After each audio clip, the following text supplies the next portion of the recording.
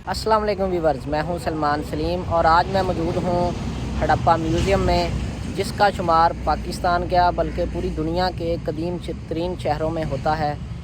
और ये हड़प्पा जो जदीद शहर है उससे 1 किलोमीटर के फ़ासले पर और साहिवाल शहर से 24 किलोमीटर के फ़ासले पर मौजूद है। कहा जाता है कि जिस दौर में मोहनजोदाड़ो इंडस वैली में दरियाए सिंध के किनारे आबाद हुआ था, ये शहर भी उसी दौर में आबाद हुआ था, जिसमें मुख्तलिफ़ मज़ाहब के लोग रहा करते थे, जिसमें जैन मत, बुद्ध मत और हिंदू मत के लोग शामिल हैं। नाज़रीन, वीडियो एंड तक ज़रूर देखिएगा। आप जान पाएंगे एक ऐसी कौम के बारे में जो बहुत ज़्यादा तरक्की याफ्ता थी, लेकिन जब उसका ज़वाल आया तो उसका नामो निशान तक मिट गया,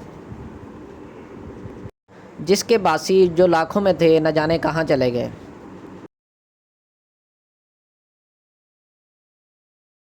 यहाँ से दरियाफ़्त होने वाले मिट्टी के बर्तनों की एक नकल तैयार करके यहाँ पर रखी गई है, जिसको निशानी के तौर पर यहाँ पर आने वाले लोग ख़रीद कर अपने साथ ले जा सकते हैं।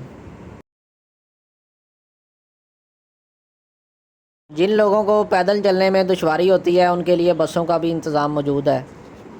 हड़प्पा सरज़मीन पाकिस्तान में आज से तकरीबन 5,500 साल पहले एक शानदार तमद्दन की बुनियाद रखी गई थी, जिसे दुनिया वादी सिंध की तहज़ीब के नाम से जानती है। यहाँ इब्तदाई जगह में इनके कब्रिस्तान हैं, जो कि बारिशों और थोड़े से घास फूस की वजह से उनके निशानात कम दिखाई देते हैं। ये तहज़ीब दरियाए सिंध के इर्द गिर्द वसी मैदानों, मलहक़ा नदियों बशमूल चोलिस्तान में दरियाए हाकड़ा और इसके मलहक़ा इलाकों पर मुश्तमिल थी। इस तहज़ीब के दो बड़े मराकज़ हड़प्पा और मोहनजोदाड़ो में माहरीन आसार कदीमा ने बिलतरतीब 1921 और 1922 में खुदाइयाँ शुरू की थीं, जिसके नतीजे में इस तहज़ीब के बरामदा खदोखाल एक तरक्की याफ्ता और मुनज़्ज़म मुआशरे की निशानदही करते हैं। वीवर्स, इसके बारे में कहा जाता है कि ये उस वक्त दुनिया की सबसे महज़्ज़ब और तरक्की याफ्ता कौम थी। आसार कदीमा ने खुदाई के दौरान यहाँ से मिलने वाले ज़ेवरात, बर्तन और औज़ारों से मालूम होता है कि इस कौम की तहज़ीब उस वक़्त की एक जदीद कौम की तहज़ीब की नुमाइंदगी करती है। इसके अलावा यहाँ से मिलने वाले खदोखाल से अंदाज़ा होता है कि यहाँ पर आबपाशी का भी एक बेहतरीन निज़ाम मौजूद था, यानी ये कौम ज़राअत से भी वाबस्ता थी। और इसके साथ साथ यहाँ पर सीवरेज का और इसके साथ आप देख सकते हैं कि यहाँ पे ये एक रोशनदान भी नज़र आ रहा है, और इसके साथ साथ साफ़ पानी का कुआं भी मौजूद है यहाँ पे। ख़ास तौर पर इस एरिया को एक ऊंची दीवार के साथ चारों तरफ से घेरा हुआ है। ये शायद उनका थोड़ा सा लग्जरी एरिया था।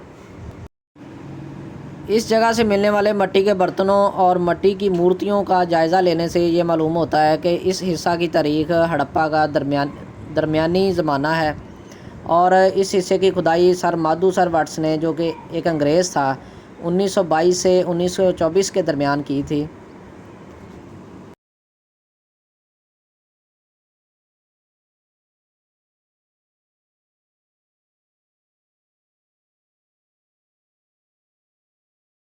ये इनका साफ़ पानी का कुआं है, और इसके साथ साथ जैसे हम आजकल वाशरूम के लिए कमोड का इस्तेमाल करते हैं, इसी तरह वो कौम भी एक तरह की सीट का इस्तेमाल करती थी। उसके निशानदही भी यहाँ पे मिलती है हमें।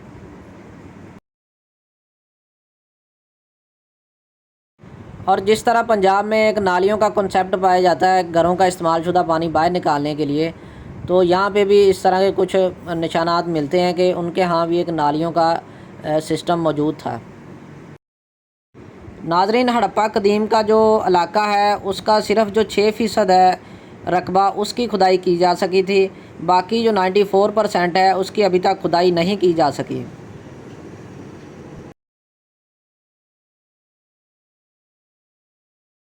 नाज़रीन, ये उनके दौर की ईंटें भी यहाँ पर मौजूद हैं, जो कि 5 से 6,000 साल पुरानी हैं। ईंटें बनाने के लिए उनके पास डाई तो शायद होती थी, लेकिन फिनिशिंग के लिए ऊपर से हाथ का इस्तेमाल करते थे, जिसकी वजह से ईंटों के ऊपर उनके हाथ के जो निशानात हैं वो कुरिंदा हो जाते थे। बाकी जो जंगलात का रकबा बचा है उनमें ऐसे जहरीले सांप पाए जाते हैं जिसका डसा पानी नहीं मांगता।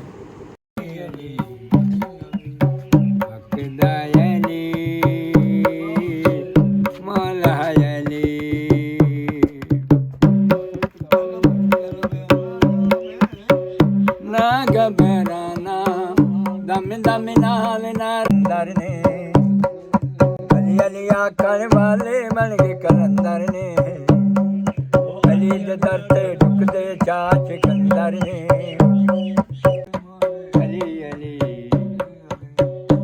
यहाँ पर एक दरबार भी मौजूद है जिसका नाम बाबा नूर शाह वलीउल्लाह बताया जाता है और इसकी लंबाई 9 गज़ है।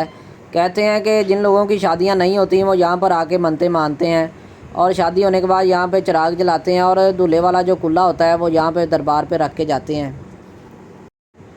इसके बारे में कहते हैं कि ये बाबा जी की अंगूठियाँ थीं, जिनको कोई चुराने लगा तो ये पत्थर की बन गईं।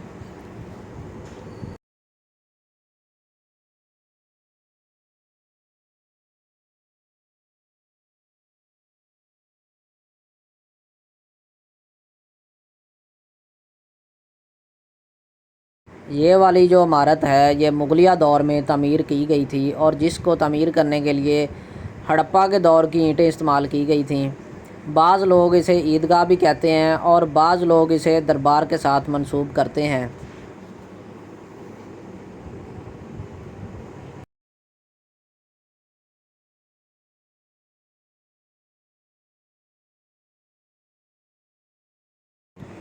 ये जो इलाका है वीवर्स, इसके बारे में कहते हैं कि ये उनका कमर्शियल एरिया था और यहाँ पर उनकी दुकानें वगैरह थी और यानी ऐसी इमारतें थीं यहाँ पे वो कारोबार वगैरह किया करते थे।